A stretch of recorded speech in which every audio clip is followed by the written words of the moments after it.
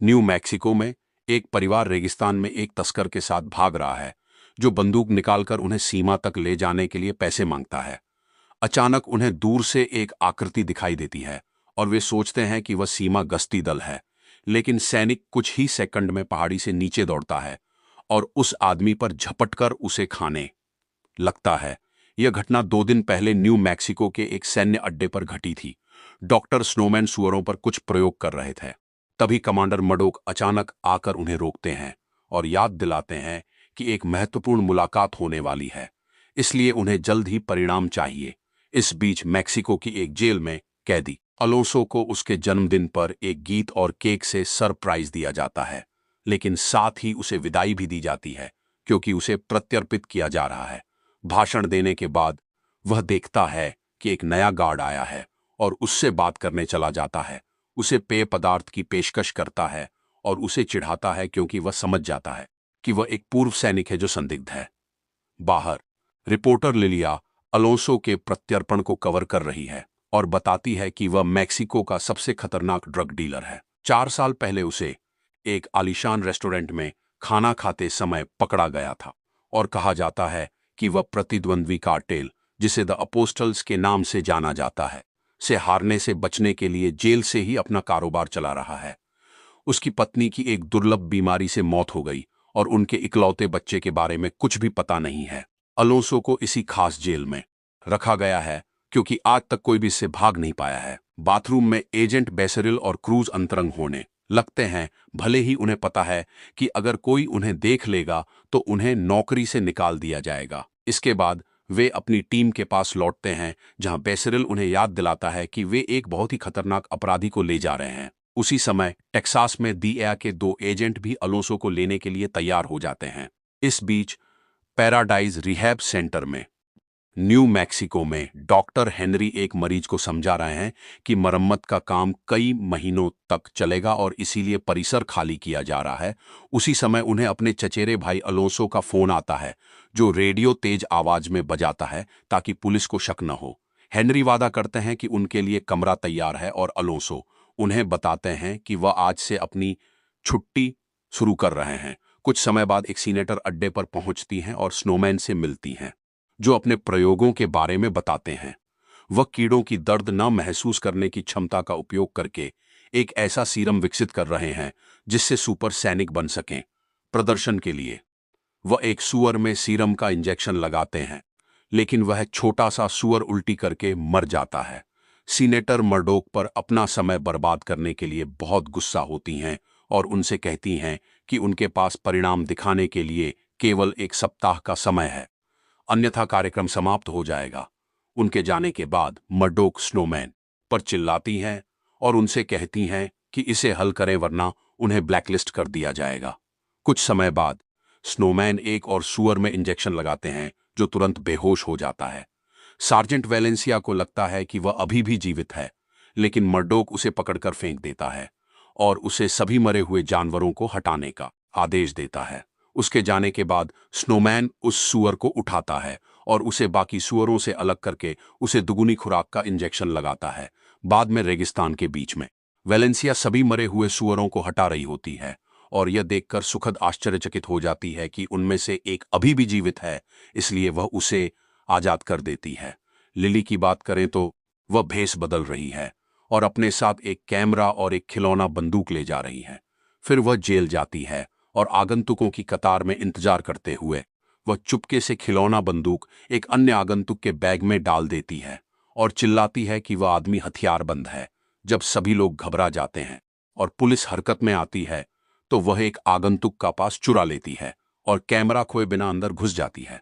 Lily अन्य महिलाओं के पीछे वैवाहिक आगंतुकों के क्षेत्र में जाती है, जबकि कई गार्ड पूरे जेल में संदेश आता है कि समय आ गया है और डायरेक्टर कॉन्ट्रेरास सभी सुरक्षा कैमरों को बंद कर देता है।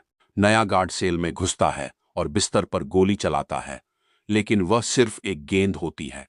अलोंसो को इसकी उम्मीद थी और वह पीछे से उस पर हमला कर देता है। लड़ाई शुरू हो जाती है और कई वार पलटवार के बाद अलोंसो गार्ड को काबू में कर लेता है और उसी की बंदूक से उसे मार डालता है। फिर वह शौचालय के नीचे छिपे एक छेद से भाग जाता है। इसलिए जब विशेष एजेंट सेल में पहुंचते हैं तो उन्हें केवल गार्ड का शव मिलता है।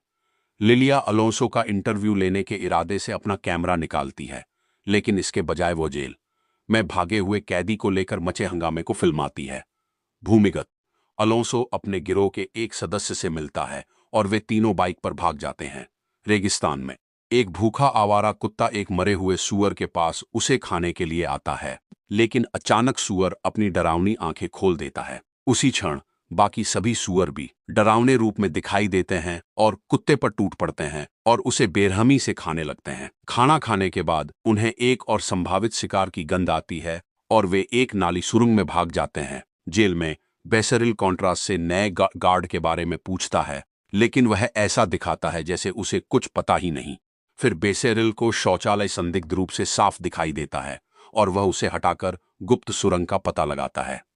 इसलिए वह घोषणा करता है कि अब यह उसका मामला है और कॉन्ट्रेरास को धमकी देता है कि वह किसी को भी अपनी टीम का पीछा न करने दे। यह सब लिलिया द्वारा रिकॉर्ड किया जाता है, लेकिन गार्ड उसे ढूंढ लेते हैं और कैमरा छीन लेते हैं। कॉन्ट्रेरास उसे गिरफ्तार करना चाहता है, लेकिन वह बताती है कि इससे वह खबरों में आ जाएगी और इसलिए वह भी वायरल हो जाएगा। इसलिए वे उसे छोड़ देते हैं। जब बेसरिल और उसकी टीम सुरंग की तलाशी शुरू करती है तो डीए को खबरों के माध्यम से भागने के बारे में पता चलता है और वे खोज में शामिल होने के लिए हरकत में आ जाते हैं। बाद में अलोंसो अपने पुराने गिरोह से मिलता है और उन्हें बताता है कि जिस गार्ड ने उन्हें मारने की कोशिश की थी वह शायद प्रेरितों द्वारा भेजा गया। फिर वह अपने बेटे लुकास से मिलता है, जो उसे गले लगाने से इनकार कर देता है और अपने पिता को याद दिलाता है कि उसने उसे छोड़ दिया था। गिरोह द्वारा कमरे में विस्फोटक लगाने के बाद वे चले जाते हैं, इसलिए जब तक बेसरिल की टीम पहुंचती है तब तक जगह खाली हो चुकी होती है। जैसे ही वे चारों ओर देखते हैं, विस्फोटक सक्रिय हो जाते हैं और कमरा उड़ जाता है, जो तुरंत ढह जाता है। कुछ सेकंड बाद वे जागते हैं और पुष्टि करते हैं कि सभी जीवित हैं, हालांकि कुछ घायल हैं। उसी क्षण सूअर आते हैं और एजेंटों पर हमला करते हैं, जो तुरंत गोलीबारी शुरू कर देते हैं।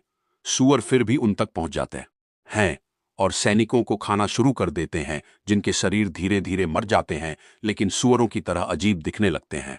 प्रयोगशाला में वापस स्नोमैन सीरम को अपने मनोरंजक पाउडर के साथ मिलाता है और सूअर को इंजेक्शन लगाता है, लेकिन यह भी मर जाता है।